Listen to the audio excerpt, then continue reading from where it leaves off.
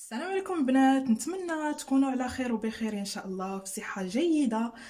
مرحبا بكم في القناه ديالي شهيوات فاطمه الصحراويه، وفي فيديو جديد نتمنى ينال الاعجاب ديالكم. وما تنساوش تابوناو معنا وتضغطوا على زر الجرس، وما تنساوش واحد لايك، ونتمنى ان شاء الله يعجبكم الفيديو. وصفة اليوم وصفة البسبوسة المعلكة بمقادير جد بسيطة وموجودة في كل بيت وفي متناول الجميع إن شاء الله. نتمنىها تنال الإعجاب ديالكم. إذا دابا غندوزو المقادير، خليكم معنا. إذا كنحتاجو دابا في المقادير، عندنا 4 ديال البيضات.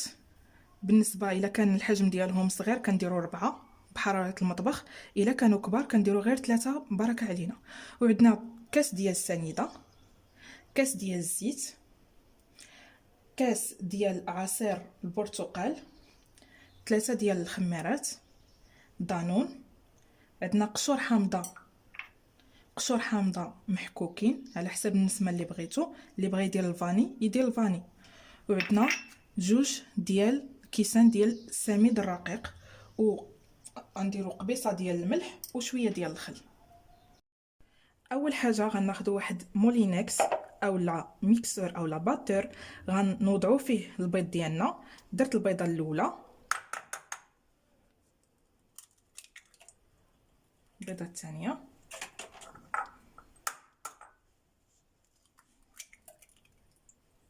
الثالثه،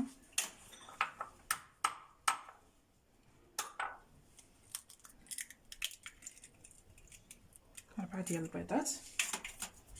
غنوضعوا وراهم كاس ديال السنيده،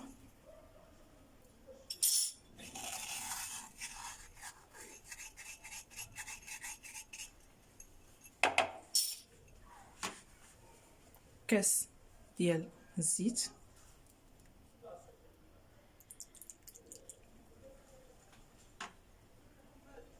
كاس ديال الليمون،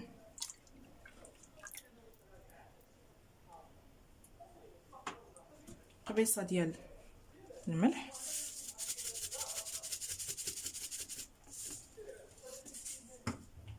وكنبداو في تحضير البسبوسه ديالنا. من بعد ما طحنا المقادير ديالنا، غيبقى عندنا كاس ديال دانون ديال الفاني وقشور ديال حامضه محكوكه، غنزيدوهم في الخليط ونعاودو نخلطوهم. خليكم معنا. اذا دابا البنات بعد ما طحنا المكونات ديالنا مزيان في مولينكس، غادي نوضعوا الخليط ديالنا في واحد البول باش نزيدو عليه السميد الرقيق. عندنا 2 كيسان ديال السميد الرقيق،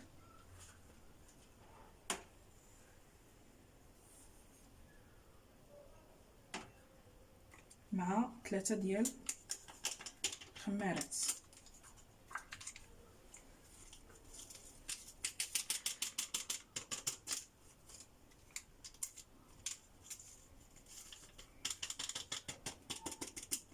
وغنزيدو عليهم معلقه صغيره ديال الخل.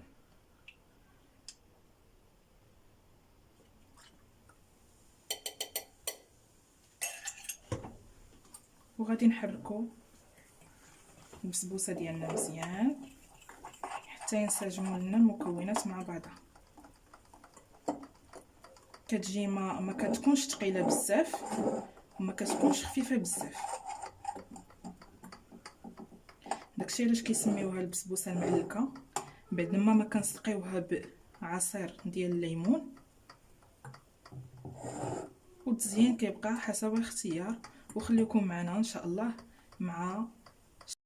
اذا البنات من بعد ما خلطت الخليط ديالي جاني شويه خفيف، واضطريت انني نزيد كاس ديال السميده، حيت كيبقى على حساب السميده واش كتشرب ولا ما كتشربش. زدت كاس ديال السميده بحال اللي شفتوا في الاول، كاس ديال العنبه.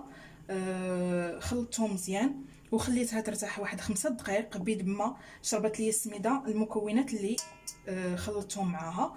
ودابا غندوزو لاخر مرحله في التحضير، اللي هي غنديروا هذا الخليط هذا غنوضعوه في مول اللي بعد ما دهنته بالزبده ورشيت عليه شويه ديال السميد كيف ما كتشوفوا. وبالنسبه للمول كيبقى اختياري، اللي بغى يدير طاوات ديال يكون مزوق شويه ولا، المهم هذا هو اللي موجود عندي انا حاليا في البيت. اذا غندير هذا الخليط هذا غنوضعوه هنايا وغندخلو الفران على حراره 180 درجه. وخليكم معنا ان شاء الله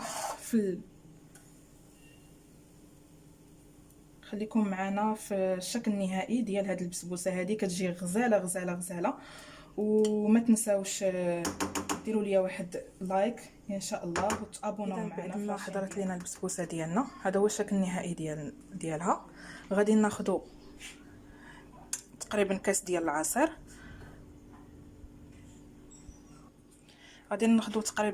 العصير، غنضيفوا ليهم 2 معالق ديال السنيده،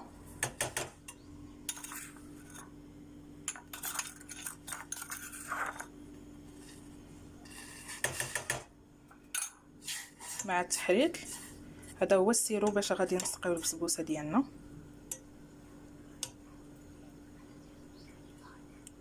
بعد ما هو غادي يبقى كيطبخ، غادي نحاولوا نثقبوا اولا نتكو البسبوسه ديالنا باش يدخل السيرو، وغادي نسقيوه.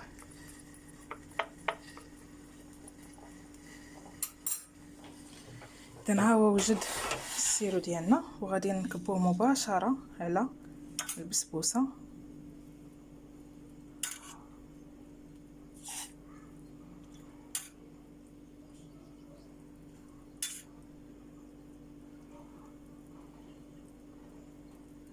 هكا باش كتجينا معلكه.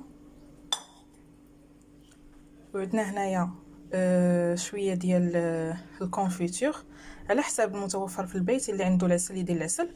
وعندنا هنا الكوك للتزيين.